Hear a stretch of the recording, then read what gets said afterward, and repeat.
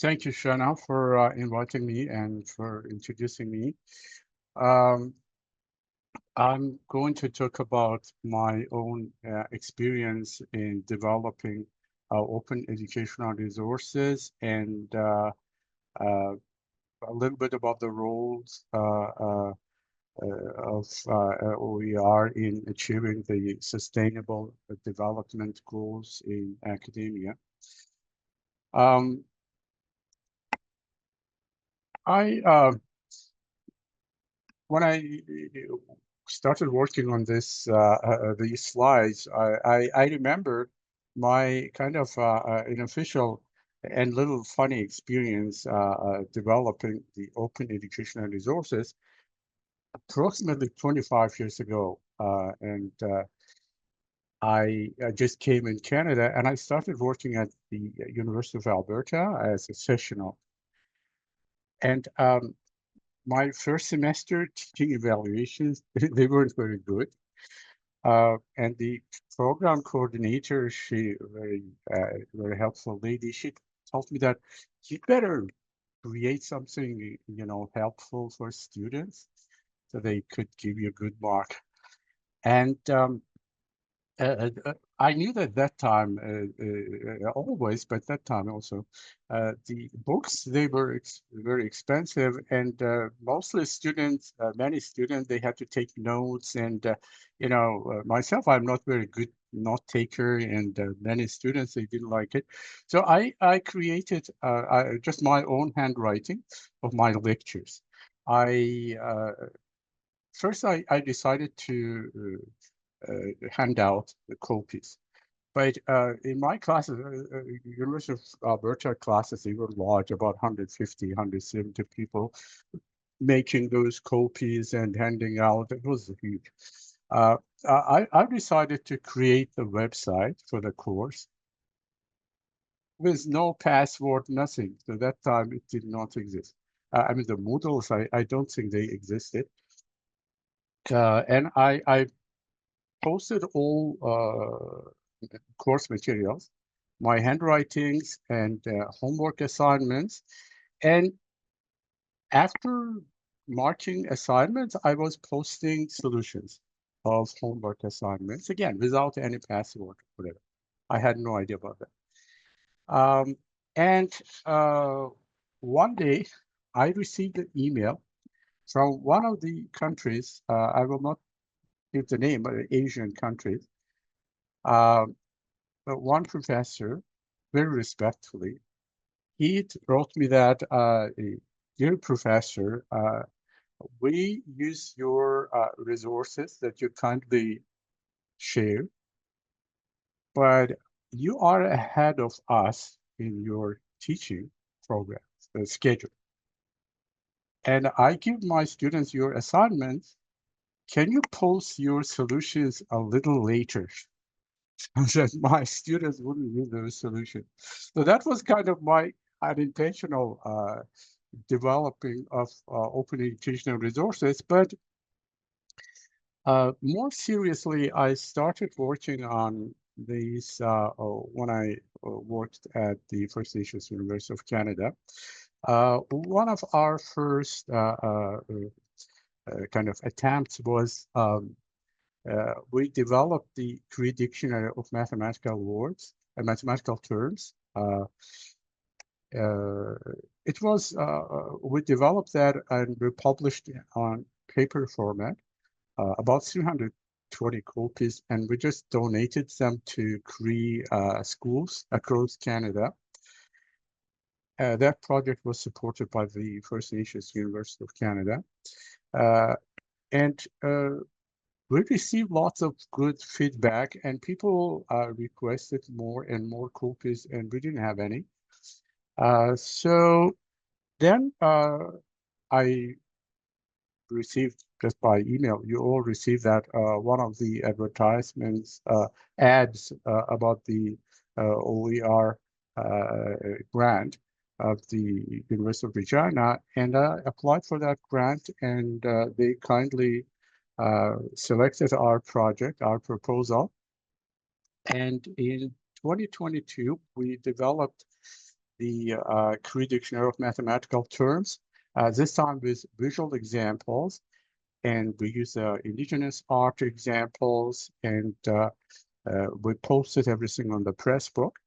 And surprisingly, for me, I received lots of feedbacks, and apparently at that time, other person was a manager of the project, and he told me that the book became this dictionary became a book of the month, I believe on September 2023.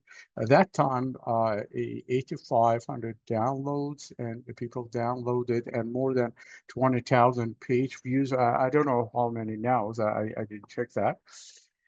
After that, many teachers, I mean, even in our university, we have Cree courses, and professors told me that yeah, they use that this dictionary, and they recommend them in their classes. One of the reasons why this became so kind of popular, because you know, all these terms, they are not just simply we found the words like addition. In English, it's addition, and what's the word in Cree? Many of those terms simply did not exist in Cree. So we had to compose those terms. And that's why Cree teaching professors, they found this helpful resource. And again, it's because it was open resource and for free, so students were happy to use. But they told me that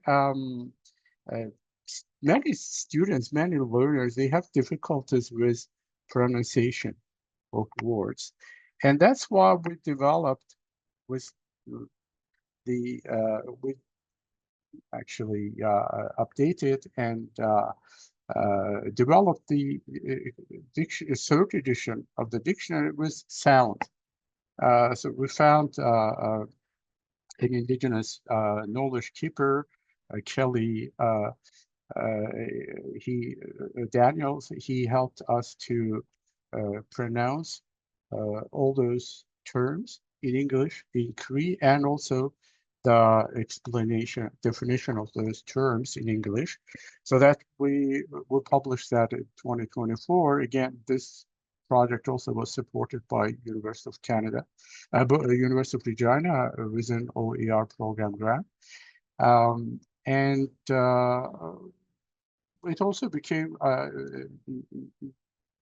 popular, and even I think Shana mentioned in 2025, I believe it's on March, I received the email from depository holders. It's called the Merlot. It's based on California State University. And they asked our permission to publish this dictionary on their website. And of course, I was happy to do that. So, and currently I'm working on another project. It's I developed the introductory statistics textbook with indigenous elements. It's specifically for our students of the University of Regina and the First Nations University, these federated colleges. One thing that is, when you talk about open educational resources, many people think that it's just kind of like refurbished computer, that you take pieces from different places and you adopt them for your own course or something. It's also a good thing. I don't have anything against that, but whatever I developed, I mean, not just me, with my colleagues, they all are the original things. Like the same, this textbook, this is all the new textbook, original textbook, and we didn't use anyone's examples or text or something everything is. And what I like, starting this GIS and all examples, everything's are Canadian based and Saskatchewan based. That's why I like this book. Not just because it's mine, but because it had lots of Canadian. Because many textbooks that we use, unfortunately, in mathematics and physics, they are American books or European books. But this is very Canadian and very Saskatchewan books. That's why I like it. And I work on it. I will finish working. We have to move everything to press book. It was reviewed and we had some good feedback. I wrote this book with my colleagues, Dr. Andre Volodin from University of Regina. Not only the textbook, I try to publish some the results of some of my research projects as a book, and it was also open resource. One of those examples is a few years ago we completed a research project on indigenous communities. It was about the indigenous artifacts, and we studied the physical parameters of indigenous artifacts, and we collected oral stories in indigenous communities. The project was supported by Canadian Heritage, and they also helped us to publish the book about the results of the project, and we handed out donated all those books to museums of Canada, but also I posted the digitized version of this book on the project website. It has many educational components as well. And why I like open educational resources for many reasons, because it's possible to update them very quickly, to get the feedback, to make the corrections. You can make correct your own mistakes, and you can customize those resources for your courses, for whatever purposes you need, and you can augment them with other course materials. I don't want to talk too much about that, and just one thing I would like to kind of emphasize. Here you see the data that I found on the internet. It's from 2016 census. I couldn't find the more recent ones, but I don't think it's now it's better. In 2016, nearly 40% of Canadian post-secondary students experienced food insecurity. You can imagine, right? And if it was like this, like for people having food insecurity, you can imagine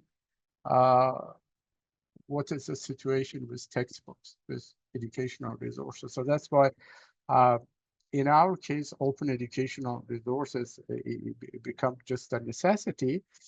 And probably that's why UNESCO also focused on sustainable development goals. And as Shrana mentioned, this book was nominated for UNESCO for award, and they mentioned that it was nominated because it meets 3 requirements of sustainable development goals of UNESCO, 3 out of 17. And shamefully for me, I didn't know much about those goals. And after that, I started learning about those goals, why we were nominated. And I believe one of the key speakers talked about the UNESCO's Sustainable Development Goals. There are 17 of them, and 3 of them that we met, our project met. That was goal number 4. That's a quality education. And goal number 10 is a reduced inequalities. And 17th goal that partnerships for the goals. Excuse me. The fourth goal, I mean, it contains some steps. So that's free primary and secondary education, equal access to quality pre-primary education, equal access to affordable technical, vocational, and higher education, increasing the number of people with relevant skills for financial success, elimination of discrimination in education, universal literacy and numeracy, education for sustainable development and global citizenship. And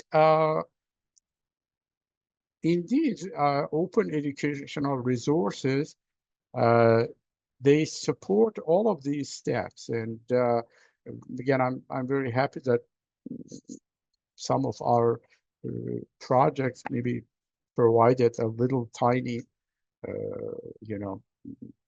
help to achieve these goals. The goal number 4. Another one is it's very important for me, considering that I work at the First Nations University, the reducing inequalities. Unfortunately, when you talk about Indigenous students, many things, there are many things that you can add inequality. The word inequality, the definition of inequality. Inequality in income, inequalities in housing, inequalities in access to educational resources, and so on, so on, so on. And open educational resources, I think they can at least a little bit can fulfill some of those requirements, can help a little bit to at least students can access free resources for like textbooks and etc. Personally, myself, I made kind of like, that's my personal goal objective. I believe that was one of the initiatives of the University of Regina to develop the zero cost courses. So I try to do that, and I try to use my own resources that I developed myself, or I try to use open educational resources available on the internet, again, to kind of to make my course materials affordable by all of my students. And the 17th goal, sustainable development goal of UNESCO, that was partnerships for the goals. And working on my open educational resources projects, I really need it. Again, as I didn't know about this goal of UNESCO that time when I worked them on those projects. Just the 2 examples about my projects. So one is let's Cree Dictionary. There are some words, some kind of some things, some maybe objects. They are sacred for Indigenous people. You cannot use whatever words in any, meanings. And that's why we worked with Indigenous elders. We invited them. They reviewed. If you go to the website of that dictionary, you will see how many elders reviewed those words. Because for them, they use mainly Indigenous people. They use Indigenous languages in their ceremonies. It's not just a language for talking, for communication. It's a little bit more than that. And that's why it was very important to, you know, to secure ourselves from making mistakes. And we asked, and that's why I invited indigenous knowledge keeper to pronounce those words. And I appreciate that, Kelly. He was very helpful. Uh, so that work with communities, it was very important for us. Another project that I mentioned is statistics books. We need indigenous uh, elements in the textbook. One of the examples that I wanted to include that in the book. Uh, you know, that's sweat lodge, right? In indigenous people do that, and I wanted to give one example uh, about estimation of the temperature in the sweat lodge. I have that example. I created, but when I asked the elders, they said no. For us, we don't want to use that example in your textbook. So that is the kind of, for me, that's an example of partnership, because I mean, it's I use another example, and statistically, it's not necessity to show that example. But if I don't collaborate with indigenous people, with community members, I could hurt someone's feeling. And so I'm very lucky that I showed that example, and we had that partnership. We could, and it is very important to develop the uh, trust for that partnership. Otherwise, you know, it's not very easy to build that partnership. So these are again based on these goals. UNESCO developed some recommendations specifically on open educational resources. That was in 2019. I think that was in Paris conference. And then I believe in 2024 in Dubai, they made some updates to those recommendations. So that's based, they contain uh, capacity building, and then developing supportive policy, effective, inclusive, and equitable access to quality open educational resources, nurturing the creation of sustainability models for OER, and fostering and facilitating international cooperation. Um, I don't want to talk too much about those the details. Again, the key speakers talked about them before. I will skip these ones. Last 5 minutes, I want to use to make little, maybe naive, but little provocative thoughts. I hope if you, I will not hurt anyone's feeling or whatever. So I'm one of those who still naively think that many bad things happen due to a lack of education. I think education is my mission, and when I see these type of things happen, I feel that maybe I'm not very good in my mission.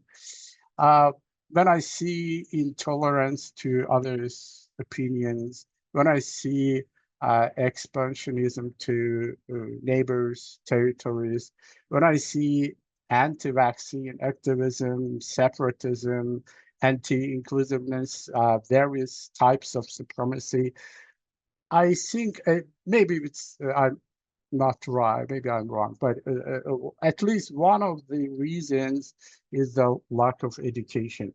Uh, I mean, you can see these, even some statistics you can find, but easily. The percentage of uneducated people, let's say, among those who support the supremacy or whatever, is always high. And very often uneducated people. Again, with all my respect, my own parents, they didn't have university degrees. When I say some people think that it's not very respectful, I don't mean that well. I told you that I grew up in the family. None of my parents, they had university degrees. So that's why I feel comfortable to talk about that. I don't think bad about my parents, but I'm telling what the statistic shows. So those very often, even unintentionally, uneducated people, they become supporters of political leaders who stand for these bad ideas, expansionism or anti-vaccines, activism. The exams are all around, or if you go a little south, you will see many examples of. And the leaders of those countries, they covet the territories of their neighbors. And not only because they are very greedy or stupid, I'm sorry for that word, but also because they have supporters. And they use many resources to keep their supporters uneducated. And maybe that's one of the reasons. First thing they do, they cut budgets of universities, of top universities. And so I think that we need one of the reasons why we need OER. It's to weaken and to disarm those types of leaders and build a sustainable society. And this is one of the goals of UNESCO, one of the main goals of UNESCO. And that's why, by the way, those leaders cut the budgets of UNESCO. I think it's one of the reasons, because they don't want to lose their supporters. And the last, maybe a little, again, the naive part, that I'm not historian, but I know that the age of enlightenment, it began not least because mass education became possible. Very basic, but mass education. But I believe now we need a new age of enlightenment, the one that will start with the widespread accessibility of higher education, not just the basic education. Now everyone has a basic education. There's higher education. By the way, statistics show that people taking a higher education, their longevity, it increases the longevity. More years you spent university, longer you live. I have that paper. And I think the open educational resources are the tools that can turn this dream into reality. It's ending sounds like poetry. So thank you very much again. I know that's the last page. It wasn't specifically about this conference, but I wanted to share them with someone. Thank you very much. Yeah, the last page is awesome, Arzu. and it's interesting you linked it to the anti-vaccine stuff, because I noticed one of the things that happened during the pandemic was that you got a lot of disinformation being produced that vaccines didn't work, by especially coming out of places like Egypt and stuff, where they didn't have access to vaccines. And I think the idea was, because we can't get our people these vaccines, we'll tell people that they don't work, or we'll tell them that taking some random drug will work just as well. And I think that's maybe part of what's happening with education, as it's been priced out of a lot of people's reach, post-secondary education.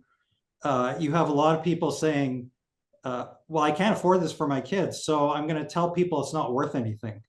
And so, like, among Republicans, I think now, before the pandemic, Republicans, it was like 60% thought a college education was worthwhile. And now I think it's down to 19%. And so I think part of the reason that dialogue sticks, I mean, obviously they want to have uneducated people, because they're targeting their appeal to that group. But I think part of the reason that sticks is because it's financially inaccessible. So I think you're really right about the cost of things and how we can really at least a little bit we can do as faculty is to make our courses more manageable financially. Yeah, thank you, Robert. I know you are one of those who always share all those your course materials. I regularly receive your emails about them, and it's and they are very helpful. Yeah, you know, it's I talked about this to some of my colleagues, and mm, I I don't think everyone agreed. Again, maybe I'm wrong.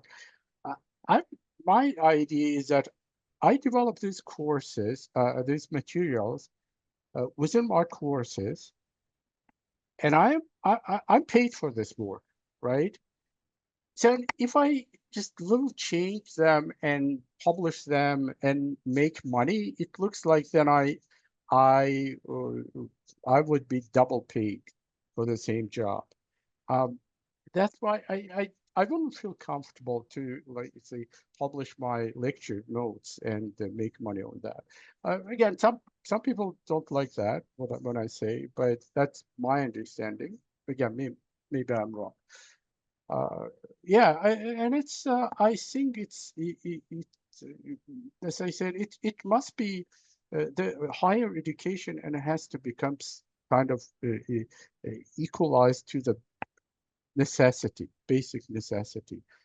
People must have access to higher education, maybe in a different format. Maybe you don't have to get the bachelor degree from University of Regina. But if you wish, you have to be able to access at least the components of that education, of higher education. And in higher education, first of all, the resources. If you don't have open resources, you cannot, and if you don't have enough material, enough money, you cannot, of course, you cannot get that. Many people would be happy to get the education, but if they don't have, they cannot afford it. Yeah, and it's, you know, that's when you create something accessible by all the globe, and it's also kind of like it becomes sometimes a reason for very good cooperation. One of my colleagues from South Africa, he saw that I mean I talked about this dictionary in one conference.